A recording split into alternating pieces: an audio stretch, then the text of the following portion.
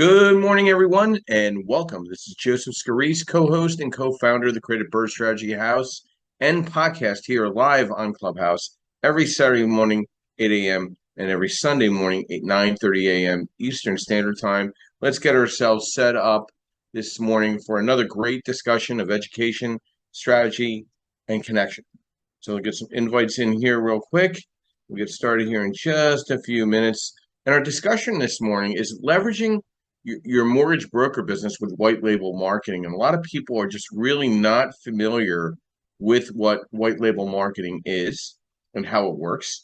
And we'll talk a little bit about the origin of it, of course, and get into it a little bit because it's the industry that I'm in. And I skate around what asset-based lending is and how it applies to the real estate investor. But I think if more people understood there was an opportunity to be a better educated real estate professional in this space of asset-based lending, they take advantage of the opportunities that are in front of them. So get started here in just a minute. I'm just inviting a bunch of people in and getting started. Give me just a quick second, and we'll dive into this. I'm really excited about this discussion. I've been hesitant about it a little bit, but I felt compelled to get into this discussion this morning just because I saw an article out there, and I did put an article myself out there in regards to white label marketing. So it is posted on LinkedIn where you can read it and review it, and I put my thoughts together where this business is going. So quick update to our sponsors. I always want to thank our sponsors every Saturday and Sunday. I want to thank Mr. Yardell Perkins of Perkatech, who is pretty much the architect and the backbone to this podcast, but he's also a social media strategist for real estate professionals throughout the country. He provides website design, graphic art design, strategy, advisory. Reach out to him for your next social media needs. Ms. Linda Pelagas of Realty 411, who provides a national publication for real estate professionals and services, as well as provides national events throughout the country. Has a big event coming up in LA, Grand LA Expo. So keep an eye out for that if you're on the West Coast. Then MB Capital, where we provide unsecured business lines of credit, and I am a referral partner for MB Capital for the last 10 plus years, providing insight and leveraging unsecured business lines of credit. And then there's Lendmark Capital, where I'm a senior loan analyst, providing asset-based lending in the DSCR space, fixed to rent, fixed to flip, new construction, multifamily, mixed use, blanket loans, advisory and strategy for real estate professionals nationwide. So let's just do a quick update on Mortgage News Daily, which I always like to give a quick reminder where the market is. The rates kind of fell in around 6.64. Some interesting data on jobless claimant reports, as well as CPI. Bond market is still up, kind of pushing away against the Fed announcement of the half a point drop in the rate previous week, kind of eroded any opportunity of savings there in that rate. Commercial rates have kind of fell in space, so starting at around 6.25 on the DSCR. On construction, money has gotten a little cheaper. Rates have dropped this past week to 9.75 base rate. Again, this all depends on credit score, the experience of the borrower, DSCR of the property if it's DSCR loan, and the asset type and loan amount and LTV. So there's different factors, and that'll tie in to our discussion today: how to white label market as a mortgage broker business. Okay, so the industry itself, and we'll go a little bit into the industry first. White label marketing has its origins in the broader business and financial services sector. There's always been some form of white label, others money, to put out money on behalf of a direct lender. But the origins of white labeling refers to the product or service produced by one company that other companies rebrand and sell as their own. This practice is common in many industries, such as consumer goods, software, and financial services. But in the financial services, white labeling allows one firm to offer services or products created by another firm under its own brand. The application in asset-based lending is that you don't need to be licensed. You need to work with a licensed entity that provides lending in the non-bank space. The ABL industry White label marketing emerged as a way for lenders or service providers, often non-bank lenders, to outsource certain services to third parties while maintaining their own branding. Asset-based lenders, especially smaller or niche firms, often don't have the infrastructure or resources to offer the wide range of services internally. It's a staffing issue. White labeling allows them to offer these services while maintaining control of the client relationship. So the way it works, most lenders in the white labeling space, you put out the term sheet, you put out the information, you process the file, and then the independent processing department of that lending source provides the processing and support to you and underwriting, and then it closes with your label, meaning it white labels the marketing of the product. So how does it work in the ABL space? Loan servicing, well, they conduct all the servicing behind the scenes. You're just pretty much corresponding or brokering the money. Technology solutions, so they're providing a CRM or spreadsheets for you to upload and to be able to price out your loans and have a discussion with an account executive. And then there's marketing and outreach, where they assist in putting together flyers for you, or marketing flyers, marketing branding, where you can get it out in front of your clients for either email distribution, posting, marketing. And why is it useful in the asset-based lending? The white label labeling provides several key advantages to asset-based lenders. One is cost efficiency, two, faster scaling, three, focusing on a core business, and five, branding consistency. The biggest thing for me is focusing on the core business. I know what products I offer. I know what products I don't offer.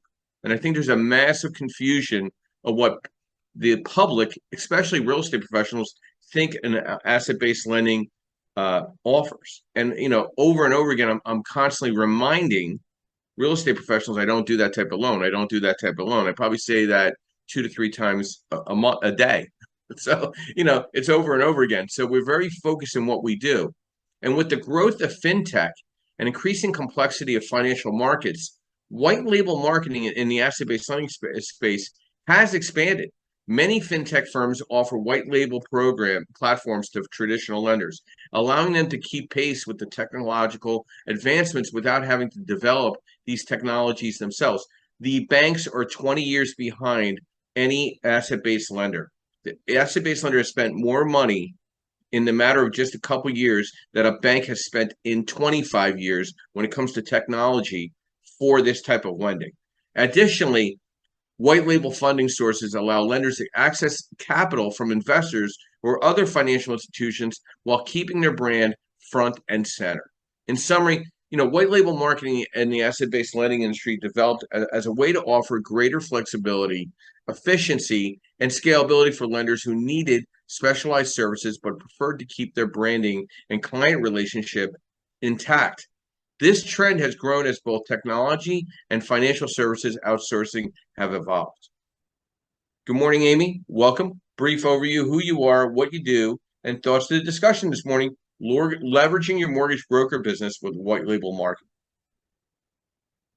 Amy, are you there? I'm here. Good morning. Good morning. Happy Sunday, everyone. Happy Sunday. I am Amy Falvado. I'm the chair of the U.S. PropTech Council, and I'm also the founder and CEO of a real estate technology company. So this topic interests me because of obviously the technology angle. But I've been a long-time real estate investor. I've never been a broker, a mortgage lender, ever. And so, as you were talking, I had a lot of things going through my brain around, oh, okay, well, that's like a channel partnership, or, oh, that's like this, or, oh, that's like that. Because I'm just trying to relate it back to something that I do. Because, I mean, there's lots of complexities on how you handle the customer service post sale. I mean, who does what, all those kind of things. And I was trying to really see where I could add value. I mean, this is a super interesting topic to me because if you're gonna choose to do this, so say you're a real estate broker and you're choosing to do this as well. I mean, I can see that there's consolidation in the industry at some point, right?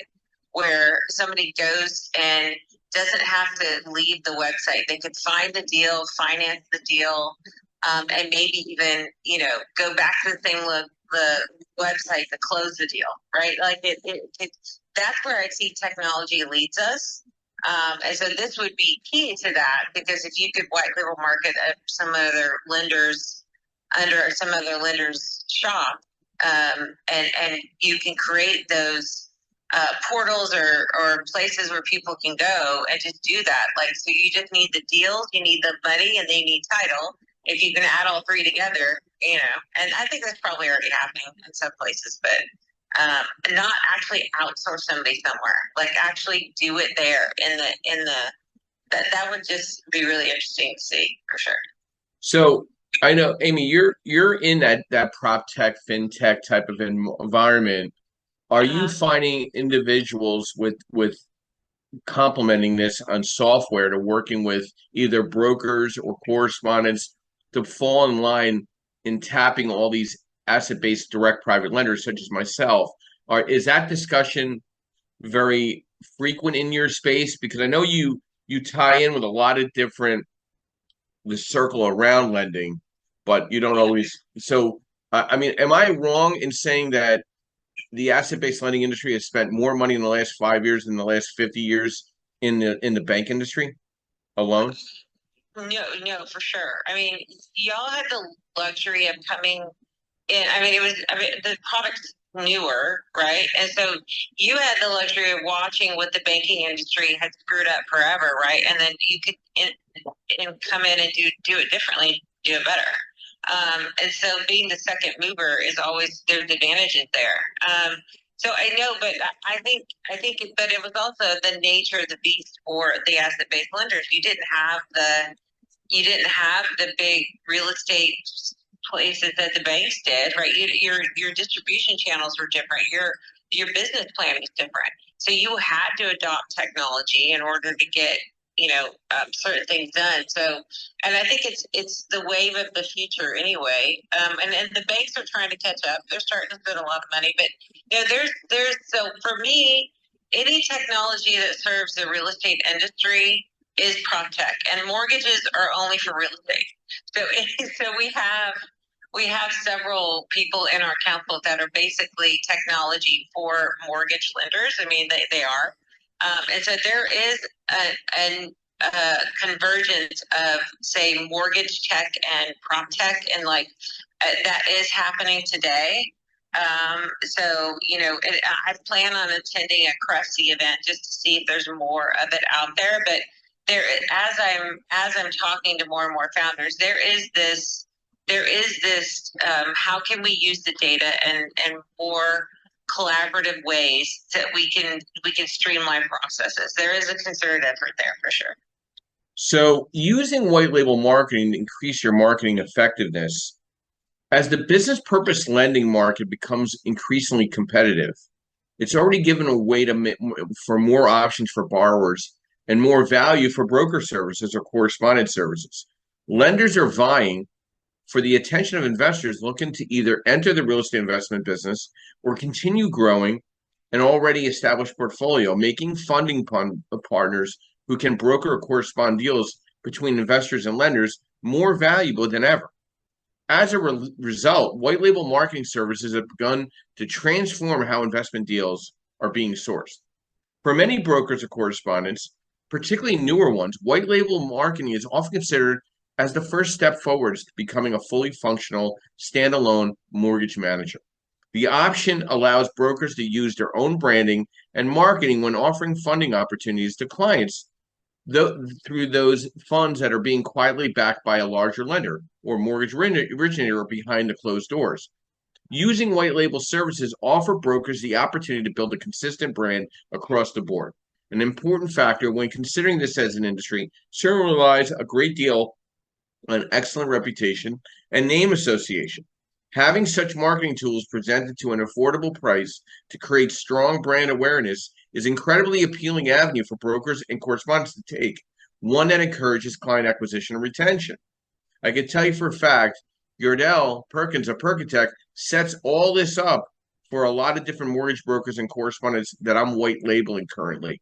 It makes life a lot easier. He knows what marketing flyers need to be. He knows what needs to be said. He has all. He could set up a pull-up banner, tablecloth, flyer, and business cards within 7 to 10 business days, and it's at the printing press for you. So these are opportunities for individuals that are real estate professionals trying to understand the industry to offer white label services. Why not educate yourself in understanding how to put a deal together with a lender and become the lender? Okay. This is yet another way to increase fundings by offering counterparties a funding outlet through a broker channel. For brokers or correspondents who offer white label marketing opportunities, it means a degree of independence from being associated with a larger lending name or a major bank. In many cases, clients often decide to work with brokers or correspondents for that very reason, believing they don't want to be dealing with the hassle and red tape of applying for and obtaining funding through a larger player. So it's all about the communication and transparency, okay? Ultimately, white label marketing offers an autonomy and a full ownership of your clients. We're not looking to take your clients. They're your clients. We're not going to email around you in the business. Like a true correspondent is not going to try to steal your client. They're not going to market to your client because that's one that you brought in, you have created a relationship with, and they're happy and content with what you're doing, right? So offering the white label marketing for either understanding what questions need to be asked, the worksheets, how to load it up into the portals and the CRMs are very, very important. Anyone can do it. I don't understand why enough real estate agents don't look at this as another revenue stream. It's an opportunity to control the destiny of your relationship with your client. And if you're an investor, typically investors hang out with other real estate investors. You need that karma type of relationship. You want to be that source in the lending space and providing insight and education. Now you need to be trained and understand how to look at a deal to make sure that a deal there's a deal there and how to underwrite a deal, but it needs to make sense. Justin, good morning and welcome. Brief overview who you are, what you do, and to us to our discussion this morning, leveraging a mortgage broker business with white label marketing. Yeah, good morning, Joe.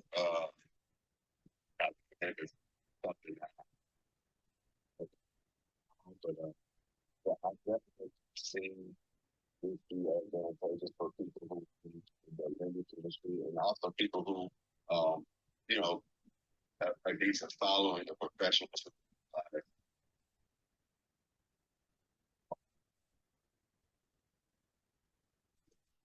They have other professions. They're in another profession where they take out loan to whether they have to buy equipment, buy vehicles, whatever the case may be. So yeah, this has been a good strategy. I think that I've seen several people pivot from, and just I'm not somebody who's made that pivot or anything like that. But when the talk was going about maybe a year and a half, 2 years ago, they had some folks out there trying to sell some. They were just trying to make a dollar out of selling people this idea. But they also had some folks like yourself who were kind of trying to give the truth about what it took to be a non-QM lender and so on and so forth. So I did some research at that time, and like I said, I absolutely see how it can be advantageous. But you have your following, and once you're represented as a professional, you don't have to make a complete shift and represent yourself. Oh, I'm a lender now. I'm not doing this. I'm just a lender. No, this is something that today's time, and I think that's where it's where we are in the world. It's something you can add if you feel like people are trustworthy of yourself, because I think you're a trustworthy individual to offer these services. But the public is somewhat trustworthy to offer these services and be successful. So I think it's a wonderful opportunity for people to look at. It's something I've recommended in my household. So, yeah, absolutely, Joe. I'm here to learn want to see if some updates to it. Yep, I appreciate that, Justin. And I want to agree with you. There, in any industry, there's predatory individuals that smell blood. And you got to be cautious who you surround yourself with when it comes to any industry you're in, whether it's being a real estate agent, property management, property casualty insurance, title insurance, wholesaling, lending. And then with the non-bank, you don't need to be licensed, so you have some very questionable people in the space. Point blank, they're just lying. I mean, they're just they're just not. They don't have integrity. So if you're going to be in this industry, you should follow some form of an integrous code. And there's some basic questions that need to be asked, and basic application and basic checklist. That it's not like you're not recreating the wheel here. This is a really basic scenario. Whenever I conduct a presentation, I've been doing several presentations a month now for the last 4 or 5 months straight. I've got another busy week. I'm presenting at 3 different expos this week alone. There's basic questions to ask on any scenario to be a better mortgage broker, to be a better mortgage correspondent. Because if you're translating that to the lender, they're getting 5 to 10 inquiries every couple hours, and they're looking at different deals. You want to make it as simple as possible to get your loan in front of them to get terms, right? So let's go real quick over questions to ask on any scenario. And if anybody wants this list, just email me or text me your full name and your email. I'll send you all the details. It's really not a big deal.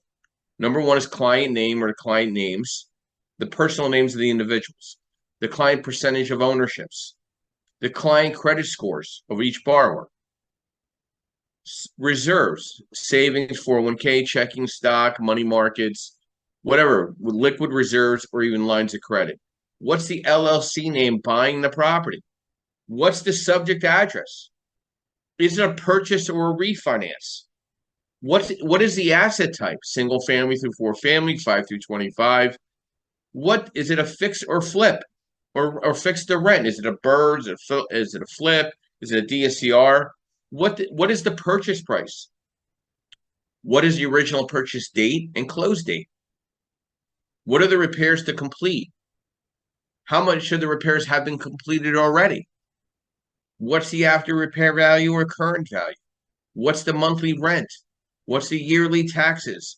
What's the yearly HOI? What's the operating expenses for the landlord every yearly expenses, like water, sewer, trash, just kind of a rough number. And then the most important questions. And again, they might not pertain to the deal, but you just answer them anyway. How many flips completed in the last 4 years? How many rehabs to rental completed in the last 4 years? How many rentals purchased in the past 4 years? How many new construction completed for flip in the last 4 years? How many new construction completed for rental in the past 4 years? How many third-party renovations as a GC, third-party completed for real estate investors in the past 4 years? These are basic questions to ask over and over and over again. You get through this 5 or 6 times, you're now an expert in what you're doing. You're answering very quick, simple questions for a lender to best understand your scenario. Linda, good morning and welcome. Brief overview who you are, what you do, and thoughts to the discussion this morning, leveraging mortgage broker business with white label marketing. Good morning, Joseph. Good morning, investors. I hope everyone's doing great. My name is Linda Pliagas, and I'm dialing in from beautiful California. I'm the owner of Realty411.com. I've been an agent for over 17 years. And with Realty411.com, we provide news and information. We also host live and virtual events. We produce magazines, podcasts, and so much more, all in an effort to help investors. Now, as far as white labeling for marketing purposes, I think it's an excellent idea. It can certainly help anyone and everyone with the business to market correctly. And there are many different options available You can white label pre-written content. You can also white label and send out pre-designed email campaigns. And another popular method for white labeling is white labeling email newsletters or print newsletters. Heck, nowadays you can even white label print magazines and send them out to your list. There's a company called Reminder Media that does just that, which I think is incredible. The possibilities are endless. So my advice is to test out a different option so you can see what works best for you. So I would recommend, testing out different methods. And once you choose one method that works for you, set a budget and stick with it. Always track every single lead that comes your way to see what's working and what isn't. And most importantly, commit to that marketing method for at least 6 months to 1 year, because nothing will work if you are not consistent with it. So that's the key, consistency. I hope these tips help. And back to you, Joseph. Always a pleasure to be in this room. Linda, thank you. And let's get a quick update on the LA Grand Expo. Yeah, thank you so much for asking. We are hosting the Los Angeles Grand Real Estate Expo, October 26th. You can find information on realty411.com. We're expecting close to 1,000 investors from around the country. We have developers flying in from Miami, from Cabo San Lucas. They're flying in from Denver, from Texas. We are so excited about this event, Joseph. This is a great opportunity to meet investors, developers, hedge fund managers, private lenders from all over the country. It's going to be an amazing event. It's free. Get all the details at realty411.com. Thank you. Thank you, Linda. And I've done it. I did for 2 years. I just this month was so overwhelmed with scheduling. This month alone, I'm at the South Jersey RIA Expo. I'm at the New York Real Estate Investor Expo, Greater Philadelphia Association Realtor Expo, the Ohio RIA. I'm at the National Association of Realtor Expo in Boston. So I couldn't fit it in, but I do miss not being there. Great, ran very well by Lloyd and Sam and Linda. Really well run event. Wonderful day, all day. But I definitely have it earmarked for the next year.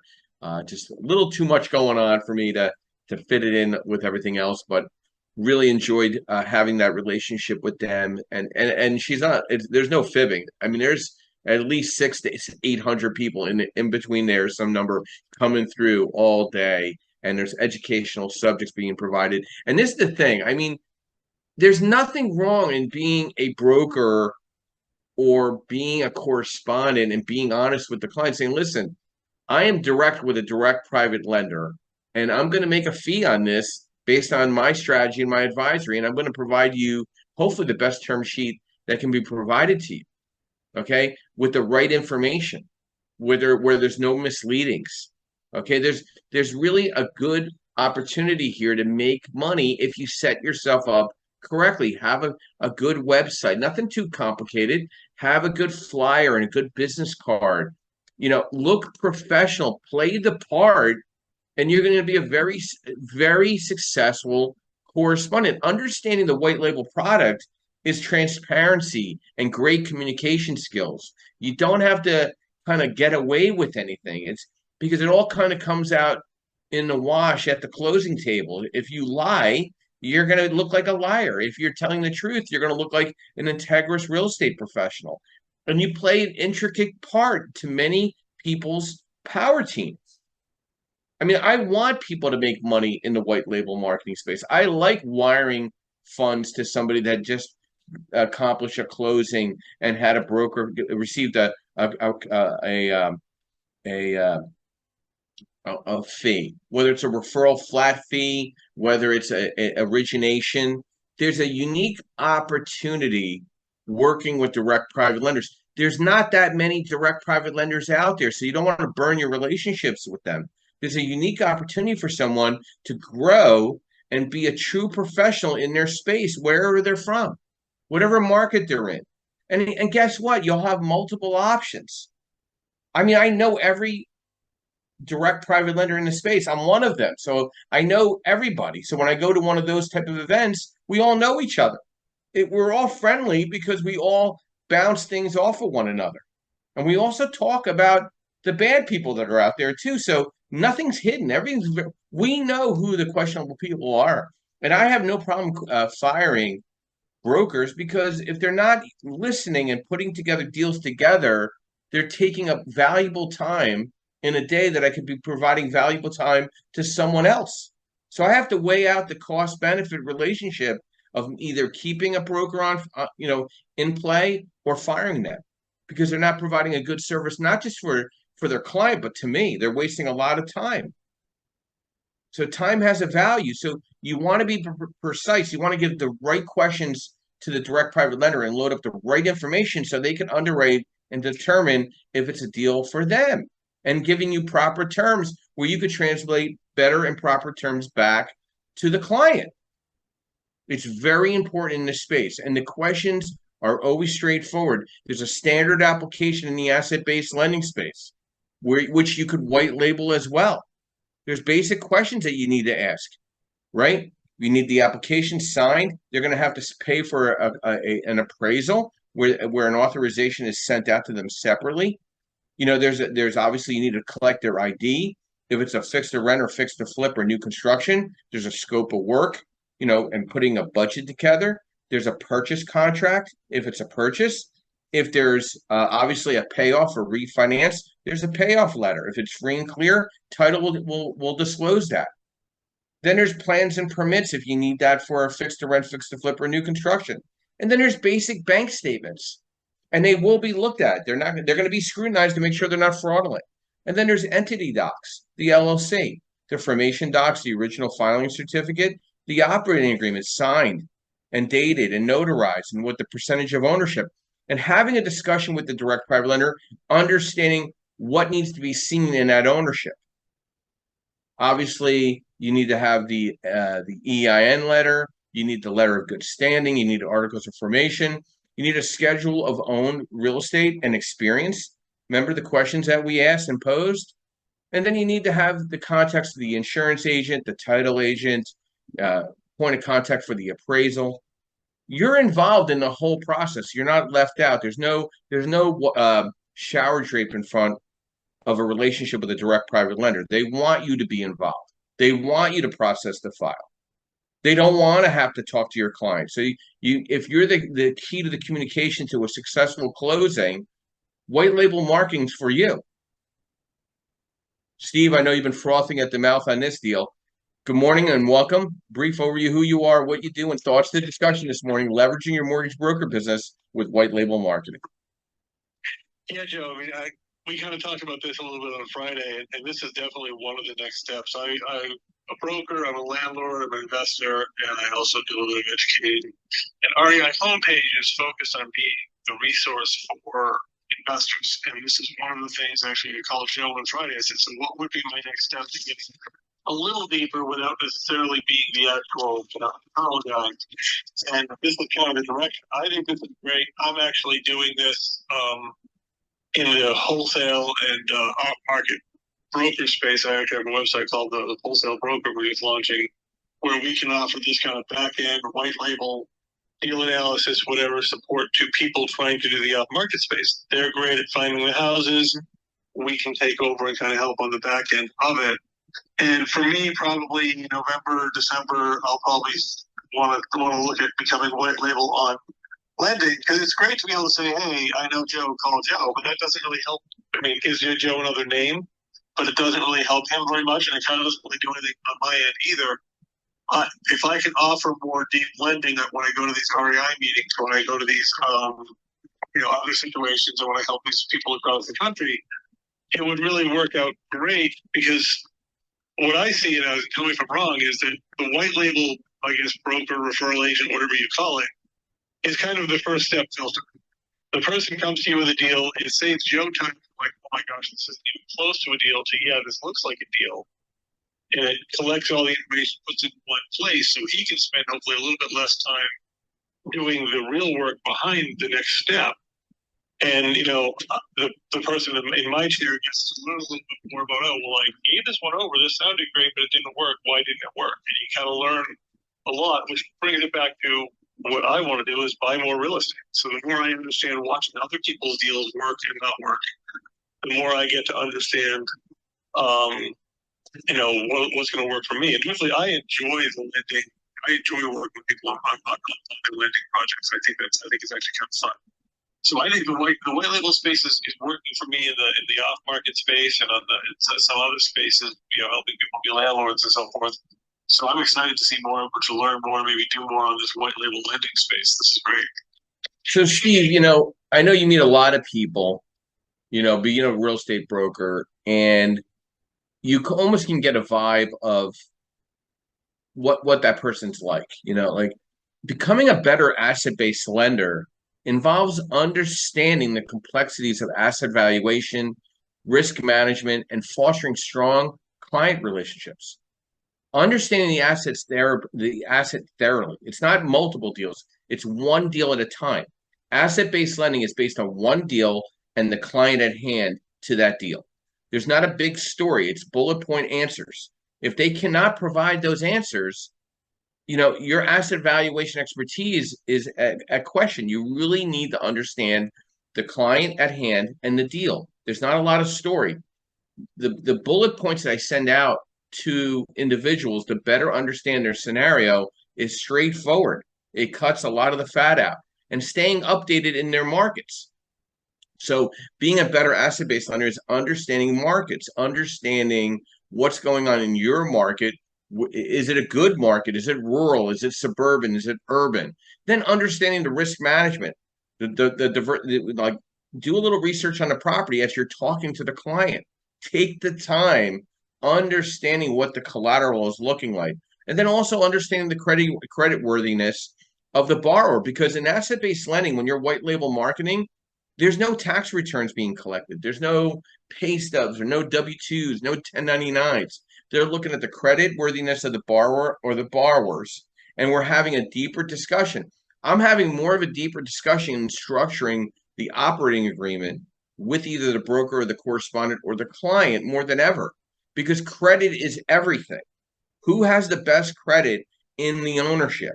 Make them 51%, everybody else 49%.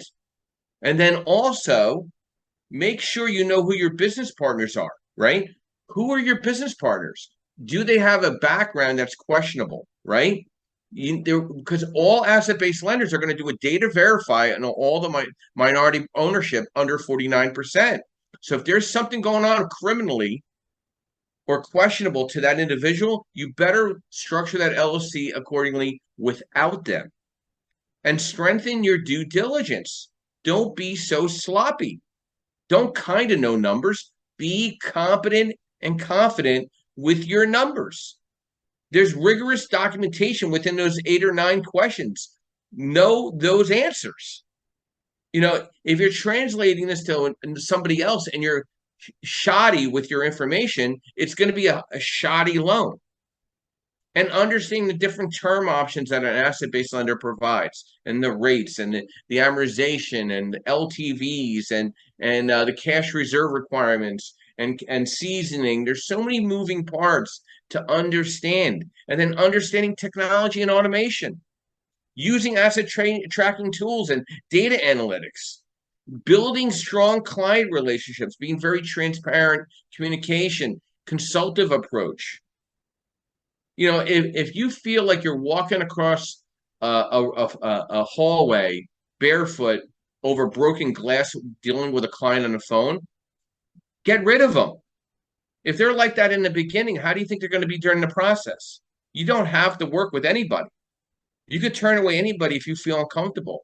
And understanding the exit strategy, like following up with individuals to see how they're doing, understanding liquidation opportunity and expertise and the recovery and collection of an opportunity, and staying educated and networked, building industry connections. I'm going to be at probably from now to the end of December over 50 events, meaning hundreds of people, and following up with every single one of them, putting them in my CRM, quoting rates, quoting terms, building broker relationships, building correspondent and white label marketing. We have the infrastructure. We have social media strategists that want you to be a successful correspondent and white label, and staying educated, going to lending events to be a better broker or white label specialist. Going to events is not going to get you educated in lending. Going to lending events is going to get you educated in lending. By refining these strategies, you'll be able to assess risk better, maximizing returns, and building more resilient asset-based lending portfolio. Linda, Amy, a lot of being said here. Any follow-up thoughts to the discussion we're having, leveraging your mortgage broker business with white label marketing? Amy, are you there? I am. Yeah, this is just such an interesting topic because you have the opportunity to integrate something into your business or add another value to an existing client.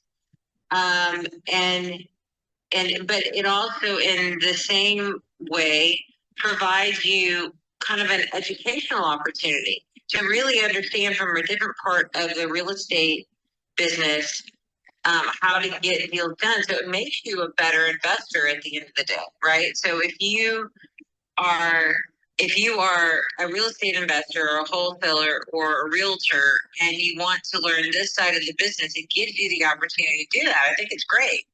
I don't know if it, and this is kind of one of the questions that came up that I was thinking about was is there any sort of conflict of interest anywhere in combining these two? Do you see any of that? No, not. I mean, well, are we talking about if you're a real estate agent and then trying to be a real estate, a white label marketing broker at the same time? Yeah. Well, there you should be transparent about it. Disclosing, I don't know if it's a necessary evil. I don't have to disclose. I'm a licensed realtor, and if I'm part of the transaction, they're paying an entity. They're not paying me. So I don't know. I mean, I would probably check with, your association. Say, listen, I have an opportunity of corresponding loans strictly in the asset-based lending space. I'm not required to be licensed, right? And they're paying an entity, which is my marketing entity, where my marketing dollars go in. Do I need to disclose this on the contract working with an investor? Now, most real estate agents that work with investors already have transparency and communication they understand that. The problem you have is with the first-time home buyer realtors that work with the home buyers and consumers. They are having an issue with transparency and communication about their commission. I don't see any investor, friendly realtor having any issues. None. Zero. It's like business as usual. So being the better real estate professional in disclosing and communicating that you're corresponding the loan on their behalf through a lender, and you might be getting a fee or a referral fee or a marketing fee, because you got to remember, Amy, we're not regulated. We follow guidelines. So there's no regulations. We're not Fannie Freddie. Okay. At all. We don't follow any Freddie and Fannie guidelines. We have regulations. We follow our own guidelines in our industry. Does that make sense? Yeah. No, I got you. Yeah, it's like commercial You're commercial brokering. Yeah. If you have involvement, I think Steve just answered it. Well, why don't we give Steve a minute to briefly? Yeah, and this may be a misunderstanding of what came through my broker's training. We were told that EXP and some other brokers have actual forms for this. Yes. That if you're going to make money in any way from anybody, the contractor, the inspector, you have to get the client and say, listen, if you choose John Smith, I'm a possibility of maybe making money, me, my brokerage firm, anyone. no one cares. The people sign it, they don't care, but you just want that piece of paper saying, hey, I warned you that if you went to John, I might profit. That's all I understand the rule to be. You have to disclose it. Yeah, I'm sure there's a disclosure form, which, listen, what's the problem if you're disclosing it and being transparent about it? What you're doing is saving yourself being sued, okay? And being tangled into a lawsuit. Somebody misrepresented something. And I think that's the biggest problem. I think people don't misrepresent themselves and who they really are. I mean, hey, man, this is Clubhouse. People misrepresent their names. They don't even use their real names sometimes, and that's okay too. Fine, whatever knocks yourself out. But becoming a better real estate professional involves a combination of market expertise, client relationship management, marketing skills, and adaptability. These are strategies that you need to stand out and succeed if you're going to be a correspondent or a mortgage business broker or a broker with a white labeling marketing, because you're not going to just burn your relationship with the client. You're going to burn the relationship with the lender, right? You got to master your market. You got to understand your local knowledge. You got to track market trends. You got to improve your communication skills, active listening. Clear and timely communication and negotiation skills. Developing a strong online presence. I keep emphasizing, set up a call with Yardell Perkins. He understands the real estate industry. He knows how to optimize the website, leveraging social media, virtual tours and videos, education on being a lender. I have hundreds of videos out there providing insight and tips of the trade. Enhancing your client service, personalized service, sitting down, grabbing a cup of coffee with somebody, grabbing lunch with somebody, having a Zoom call. Zoom calls are pretty inexpensive. Okay, and then the follow-up after the closing. People really appreciate the check-in. How are you doing? How's everything going? And networking effectively, building a professional network and joining local organizations or regional associations, leveraging technology and tools and understanding CRM systems, how to work a sizer to price out a loan. I've probably sat on a sizer 100 times in the last month. How many people have come back to have a Zoom call to understand how to size up a loan? Maybe 5. Okay. People love my emails, but I never see the follow-up and the follow-through. Shame on you. Because I'm providing you the education to be a better real estate professional, not just a lender, but a better real estate professional overall. And I think that's the big picture, okay? To be a better real estate professional. Expanding your expertise and continuing your education, diversifying your skills. Excelling in marketing and understanding how to target marketing and content marketing and paid advertising. Like, I'm evaluating a prospectus with somebody that wants to start a wholesaling campaign, and I'm reviewing it for him. He's allowing me to take the time to review it. I have somebody else that wants to put together a presentation on the art of networking, and he wants me to review it to hopefully for the betterment of the better presentation. Because I'm providing hopefully some ethical and integrous, feelings to those individuals, and they trust me. You want people to trust you with very personal information, and prioritizing your transparency and staying compliant, focusing on the long-term relationships and the referral system is key. By mastering these areas, you're going to enhance your reputation as a reliable and knowledgeable real estate professional, as well as a mortgage broker or correspondent with a direct private lender, driving both short-term and long-term success and growth in your career. Linda, I'm going to come back to you real quick. What's some thoughts to our discussion this morning, leveraging your mortgage broker business with white label marketing? Thank you, Joseph. Well, again, I just want to stress that whatever marketing method you choose to white label, it's important to do it on a consistent basis, because that's when you're going to see the most results. If you stop something after a few weeks, it's going to be a waste of money for you, and it's not going to bring the results and the prospects that you're looking for. Thank you. Thank you, Linda. And Justin, some thoughts to our discussion and where it's going in regards to leveraging a mortgage broker business with white label marketing. Justin, are you there? Yeah. I'm sorry, I had to get to my button. But yeah, like I said, I think we discussed several ways to make it profitable and guard yourself.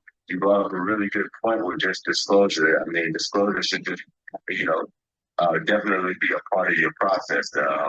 And if it's not my research on this topic has you know, got me in the right mindset. I believe there's quite a bit of disclosure that you'll need to do, especially if you're another type of professional. But look, that's like it's nothing to cry about. It's something to actually feel safer with. That you're letting everybody know where you stand and what you represent and any skin you might have in the game. So I just wanted to touch on that point. Justin, thank you. And what I got from what Justin just said is passion and enthusiasm. If you are passionate about helping others and obviously financially benefiting from it, white label marketing might be for you, right? The love of real estate, the continuous learning, having great networking skills, and making introductions. What is so difficult in giving somebody an introduction to somebody else if it's going to benefit all parties? And the attention to detail, the thoroughness and the accuracy. Yes, Amy, did you want to add something? I did. I was thinking, so if you take a page out of the commercial real estate brokers, right? A lot of them, like Newmark and Marcus Millchap and all them, have combined shops, right? And so I was thinking, so if you were selling an investment property and you were the realtor and you were going to go ahead and sell this, maybe it's a 1 to 4 or whatever. What they typically do when they're offering out it for sale, they'll say this is where the loan will qualify you at. Right, they'll offer the financing along with the deal. Is that something that can be done in the 1 to 4 space, or is it something we can? Is it a new way of thinking about it, or is that not really something you can do? See, I personally think everything's going toward a commercial mindset of listings and representation in a single family through 4 family, because asset-based lending has come so much to the forefront. I personally think in a single family through 4 family space, you'll have open listings allowability, which is already allowed, but it'll be more frequent in the next 24 months with AI.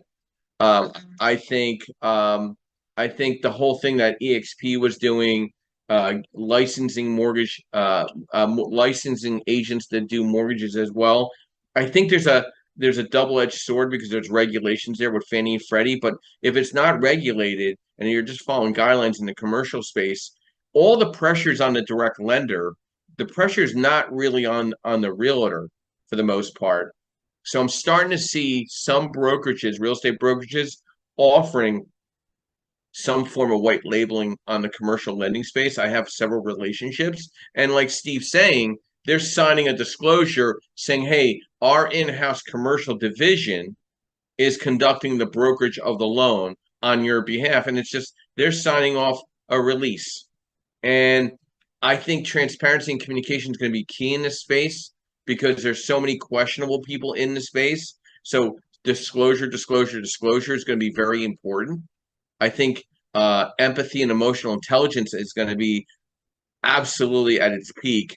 Calm under pressure, understanding clients' emotions. To me, I'm giving people news. I'm not giving them bad or good news. It's a business related loan. It's not personal. There might be some emotion. I document everything. I don't text anything to anybody that's important, and I don't call and just do a verbal discussion. Everything is documented and CC'd with the proper parties in giving response to the information that's being needed, whether it's good, bad, or indifferent. And guess what? They get the bad news. It's done. It's complete. They could take it whatever way they want. They could bitch about it on Facebook, whatever they want to do. It obviously was denied for a reason. And you can have an opportunity to go to another direct private lender that might see a new, fresh set of eyes that might want to see it differently. And that's okay. But I at least I try to give information as a direct private lender to my correspondents, to my brokers, to my clients quickly and to the point in bullet point fashion. And I think that's what is amiss People are so still caught up in telling the story instead of getting to the bullet points in our space. It's about bullet point answers. I know it sounds a little rude, but it's direct, it's to the point, it's integrous, and it gets things accomplished quicker. Now, if anybody has obviously any interest in maybe at least looking at this, I provide anyone with a set of questions that need to be asked. I send an application and a checklist that you need to review for yourself or your client. And then I also send you some tools and worksheets to better underwrite your deal. And then I also could set you up as a correspondent or broker, but I'm not going to send you a sizer to size your own loans out until you start sending deals in correctly to me. And listen, no lender wants grenades thrown over a fence with no pin in it because it blows up in their face. There's a certain way of sending a scenario into a lender so they could best understand it. It takes you 2 minutes to fill it out. It's way better than just making a random call looking for terms and rates. It's numerically impossible if I'm driving down the street to give you a rate on a property if I don't know anything about the client in the deal. It's impossible. I'm going to tell you, I'm going to get back to you within the next X amount of time, and I'll get in front of my laptop so I could run my numbers with you to make sure that the numbers are good, correct, and I can issue a proper term sheet on behalf of you as a correspondent or directly to the client. It might not be the answer you want to hear while I'm driving down the street, but I'm giving you as honest and as ethical as I can be. And I'm giving you time management and organization where I'm saying, hey, I'm going to talk to you in 20 minutes. I need 2 minutes on the phone. I can't just throw you a random term sheet. You know, people only give them terms on a Facebook Messenger. It's just not going to happen, ever. Never. It will never happen because I follow an integrous environment. Anybody that's doing that, they're just throwing shit up on the wall and hope it sticks. Amy, some final thoughts to our discussion this morning, leveraging your mortgage broker business with white label marketing. Yeah, I mean, this has been such a cool discussion. I think by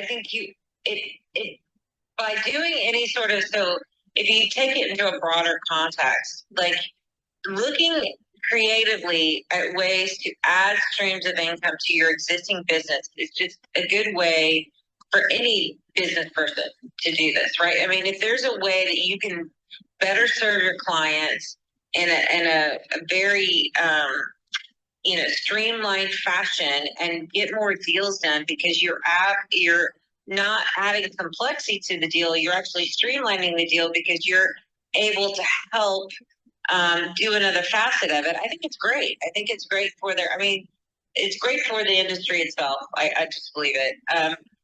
Obviously you need to understand that when you get into something like this, there's going to be some sort of technology or some sort of education that you're going to need to understand and learn, and there'll be a learning curve with it. But if you're able to better serve your client by adding another facet to your business, I think it's a win-win, right? It's a win-win for you. It's a win-win for your client. I think it works out better for most people. So that would be my half a nickel.